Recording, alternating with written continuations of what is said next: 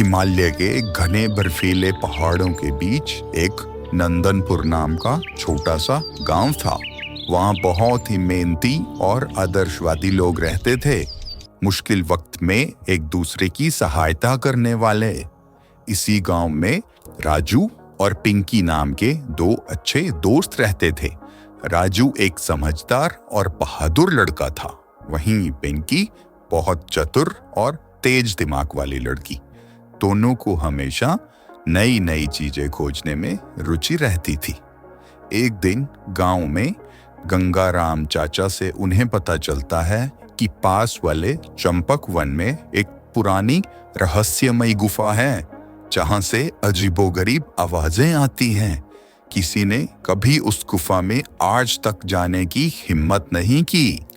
यह सुनकर राजू और पिंकी को बहुत आश्चर्य होता है और वे पता लगाना चाहते हैं कि ऐसा उस गुफा में क्या है, और वे उस गुफा को देखने का फैसला करते हैं।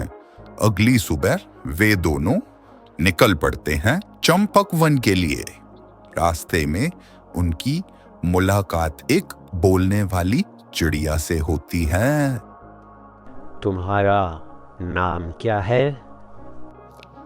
मैं चंपक वन की सबसे सुंदर चिड़िया हूँ और मेरा नाम है चमकी। अरे तुम तो बहुत खूबसूरत हो, और तुम्हें बोलना किसने सिखाया है? मुझे मेरी दादी माँ ने बोलना सिखाया है। पर तुम दोनों इस घने जंगल में क्या कर रहे हो? हमने एक रहस्यमयी गुफा के बारे में सुना है, हम उसी को खोजने आए हैं। क्या तुम हमें उस गुफा का पता बता सकती हो? हाँ, यहाँ से 5 मील दूर एक झरना है, उसको पार करते ही आप गुफा तक पहुँच जाओगे।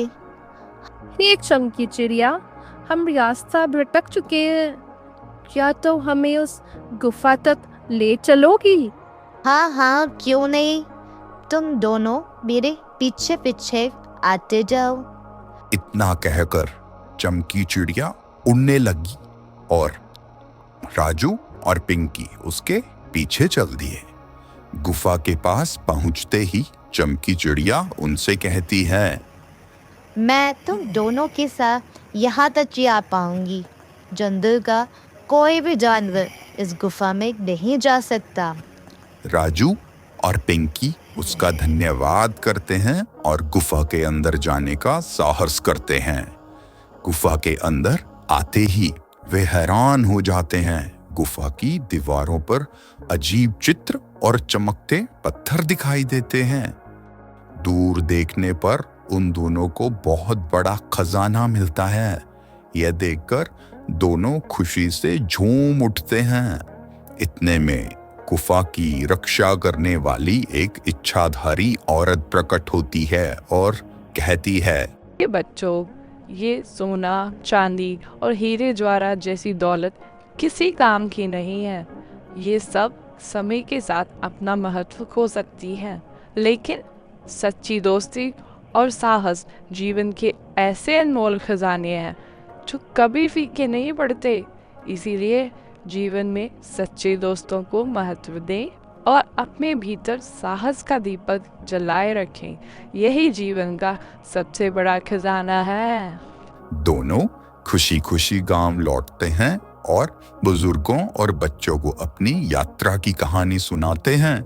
सिक्के और खजाना लेने की बजाय वे सीखे गए सबक को सभी के साथ साझा करते हैं। गांव वाले उनके साहस और आपसी सहयोग की प्रशंसा करते हैं।